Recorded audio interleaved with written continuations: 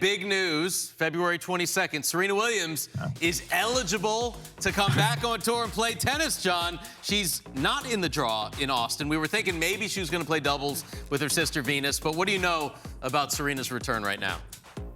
Yeah, I mean, I feel like everyone's sort of playing around with this, and there's a lot of speculation. I mean, this could be one of the stories of the year for 2026, depending on how this goes. So Serena, this we know, she's back in the doping protocol. She's eligible to play as of today. I had heard that Indian Wells probably not on the docket, not having to do with the family history there, but just it's windy, it's gritty, the court is below the surface. It's just too many variables there.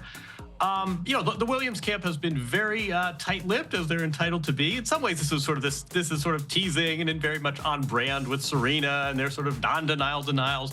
I've heard two names, and I'm curious. I mean, you guys, everyone's whispering about this. I'm curious if you know more. I've heard two names bandied about. One of them is Martina Navratilova. Martina was roughly the same age when she made a return in her mid-40s. It was doubles only. She played doubles, she played mixed, she had some success, she won a major, but she was not getting out there against players half her age trying to win singles majors. The other name I have heard a lot is Harmony Tan.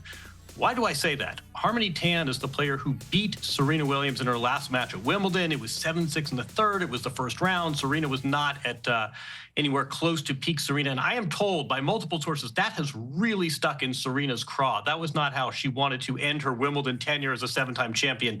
So maybe we are peaking toward the grass season. But right now, it's a lot of rumor. It doesn't look like Indian Wells is going to be the site of the comeback. But otherwise, I think there are a lot of different options here. I love this. We're all playing the guessing game here because she could show up anywhere. She could show up in Miami. She could show up in Wimbledon. Just taking the facts considered, I don't think Serena's the type of human being that does anything half-assed. If she's coming back to tennis, she is coming back with some sort of goals that she has in her head, whether it's a better ending, as John said, she doesn't want to go out like that with that match, or if she believes she can come out and win an event. And if that is the case, she's going to build up to it. I don't think she's going to show up to the event that she wants to play without some practice. So if we look at grass as possibly her best chance, just game style wise, I think it's probably grass, a quicker hard court like New York, and then of course clay with being a distant third.